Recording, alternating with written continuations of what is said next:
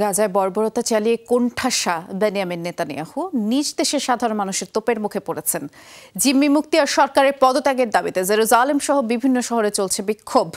ক্ষুব্ধ ইসরায়েলিদের দাবি, গদি টেকাতেই ফিলিস্তিনিদের উপর চড়াও হচ্ছেন নেতানিয়াহু।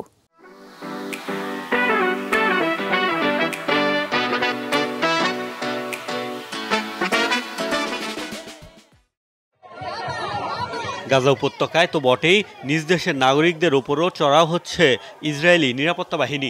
ভিন্নমত দমনে কঠোর অবস্থান চালানো হচ্ছে সাঁড়াশি অভিযান, ধরপাকড়। যুদ্ধবিরতি লঙ্ঘনের ঘটনায় ক্ষোভে ফুঁসছেন বহু ইসরায়েলি। অভিযোগ, হামাসের কাছে জিম্মিদের জীবন ঝুঁকিতে ফেলছেন নেতানিয়াহু। তাই প্রধানমন্ত্রীর পদত্যাগ এবং যুদ্ধ বন্ধের দাবিতে জেরুজালেম তেল আবিবের সড়কে নেমেছে বিক্ষুব্ধ মানুষের ঢল। জিম্মিদের ফেরত চাই না যুদ্ধ আবার শুরু হোক।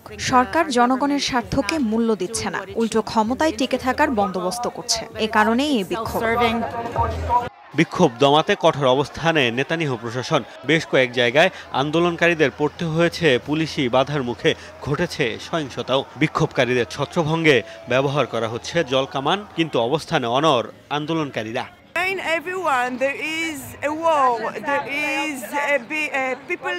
সবাইকে মনে করিয়ে দিতে চাই এটা একটা যুদ্ধ, যাতে অনেক মানুষের প্রাণ যাচ্ছে। জিম্মিরাও মুক্তির অপেক্ষায় রয়েছে। এই সরকারের বিরুদ্ধে আওয়াজ তুলতে হবে, কারণ ইসরায়েলি জনগণ এবং সেনাদের সাথে বিশ্বাসঘাতকতা করছে সরকার।